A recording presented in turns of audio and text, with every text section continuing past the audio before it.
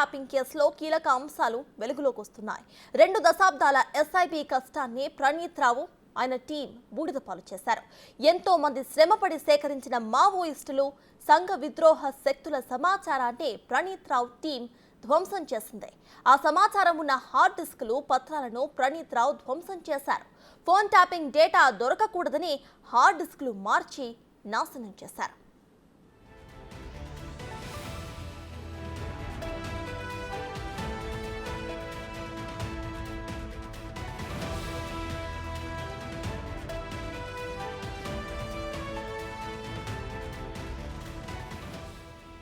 పాత హార్డ్ డిస్క్ల ప్లేస్లో కొత్త హార్డ్ డిస్క్లు పెట్టారు. పాత హార్డ్ డిస్క్లను ముక్కలుగా చేసి మూసీలో పడేశారు. ఆ హార్డ్ డిస్క్లలోనే మావోయిస్టులు సంఘ విద్రోహ శక్తుల సమాచారం కూడా ఉంది. ఆ సమాచారం అంతా పోవడంతో పోలీస్ డిపార్ట్మెంట్ ఆందోళనలో ఉంది. మావోయిస్టుల డేటా నాశనం చేయడం పైన అనుమానాలు వ్యక్తమవుతున్నాయి. ఎవరి ఆదేశాలతో డేటాను నాశనం చేశారు అనేది ఇంకా తేలాల్సి ఉంది.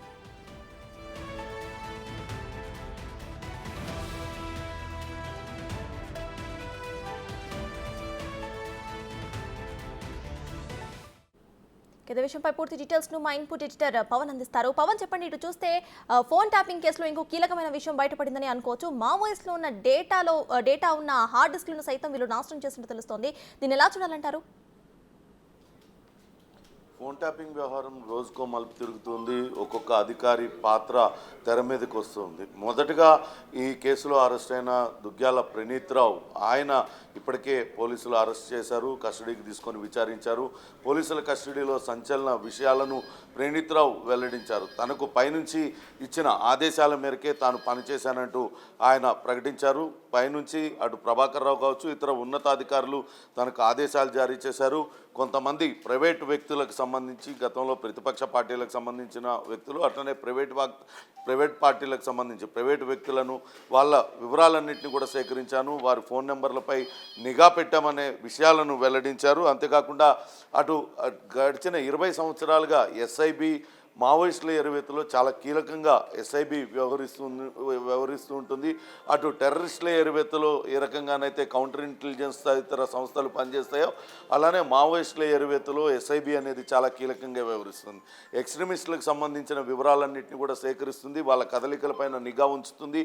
మైదాన ప్రాంతంలో ఎవరు ఉన్నారు, అటవీ ప్రాంతంలో ఎవరు కార్యకలాపాలు చేస్తూ ఉన్నారు, వాళ్ళకు ఎవరు కొరియర్లుగా వ్యవహరిస్తున్నారు, వాళ్ళతో ఎవరు సంభాషణలు జరుపుతూ ఉన్నారు, వాళ్ళకి ఇక్కడ ఉన్న మద్దతుదారులు, సానుభూతి పరులు ఎవరు, ఈ వివరాలన్నింటినీ కూడా సేకరించి పెట్టుకుంటుంది వాళ్ళ కదలికలపైన నిఘా పెట్టడానికి. గడిచిన 20 సంవత్సరాలుగా ఎస్ఐబి విశేష కృషి చేసింది. దాంతో తెలంగాణలో కొంతవరకు మావోయిస్టుల కదలికలు తగ్గాయంటూ అటు పోలీసులు కూడా చెప్తూ వస్తున్నారు.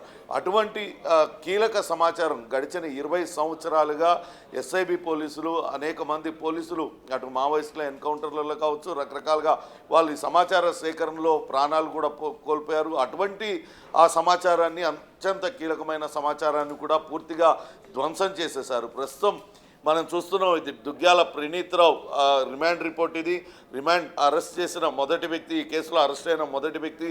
ఆయన ఇందులోనే చాలా కీలకమైన విషయాలను రిమాండ్ రిపోర్ట్లోనే పొందుపరిచారు. అందులో causing disappearance of evidence, public property was damaged and tampered with electronic evidence అంటూ చెప్పారు. మొత్తం అక్కడ ఏమీ లేకుండా, నామరూపాలు లేకుండా వాటిని అన్నింటినీ కూడా చేసేశారు. అక్కడ సేకరించి పెట్టుకున్న రహస్య సమాచారాన్ని అంతా కూడా ధ్వంసం చేసేశారంటూ రిమాండ్ రిపోర్ట్లో పేర్కొన్నారు. అటు ఫిజికల్గా అలానే ఎలక్ట్రానిక్ డివైజుల్లో ఉన్న మొత్తాన్ని కూడా దాన్ని మొత్తం రిమూవ్ చేసేశారు.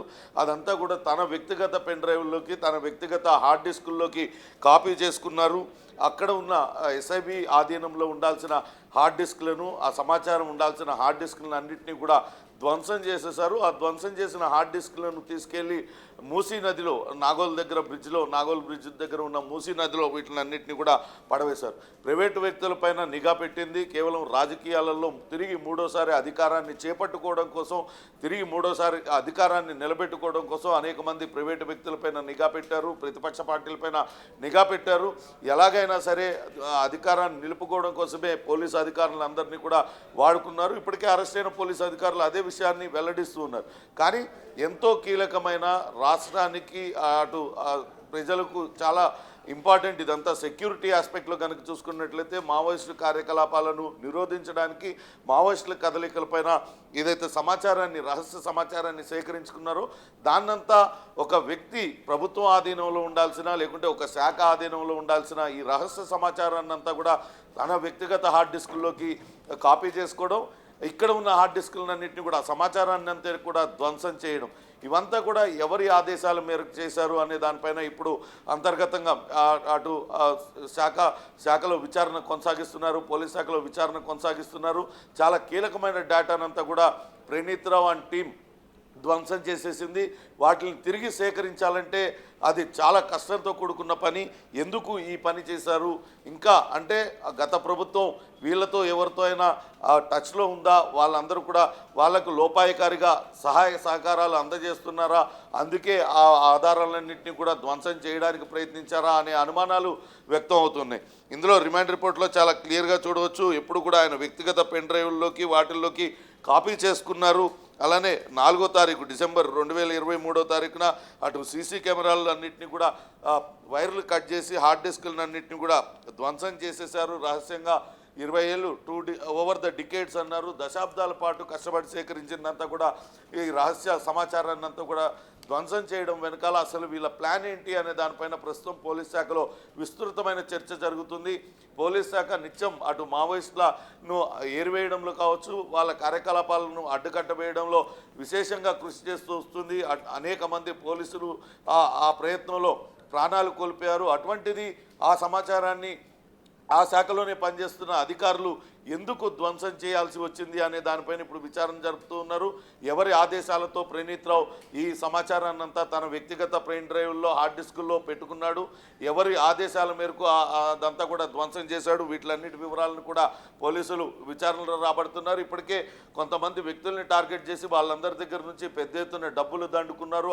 ఆ దండుకున్న డబ్బులను ఆ పోలీసు వాహనాల్లోనే మొన్న ఎలక్షన్లలో అటు అధికార పార్టీ అభ్యర్థులకు చేరవేశారు. ఇవన్నీ కూడా ఎవరి ఆదేశాలతో జారీ చేశారు, మిగతా డబ్బునంతా కూడా ఎవరికి చేరవేశారు, ఎండ్ బెనిఫిషరీ ఎవరు అనే దానిపైన కూడా విచారణ జరుగుతుంది. అలానే ఇందులో చాలా కీలకమైన మావోయిస్టుల సమాచారాన్ని అంతా కూడా ధ్వంసం చేయడం పట్ల కూడా అటు విచారణ అయితే కొనసాగుతుంది. త్వరలోనే ఇంకా ఉన్నతాధికారులు ఇప్పటికే రాధాకిషన్ రావు లాంటి అధికారులను విచారిస్తూ ఉన్నారు. అసలు కింగ్ పిన్ ప్రభాకర్ రావు అటు విదేశాల్లో ఉండి ఆయన ఈ కేసు నుంచి ఏ రకంగా బయటపడాలో ఆయన ప్రయత్నాలు కొనసాగిస్తూ వస్తున్నారు. ఆయన కనుక విచారించినట్లయితే ఈ మొత్తం ఈ డేటాను మొత్తం ధ్వంసం చేయడం వెనకాల ఎవరున్నారు ఏంటి అనేది పూర్తి వివరాలు తెలిసే అవకాశం అయితే ఉంటుంది. Sartaj. Right, thank you Pawan.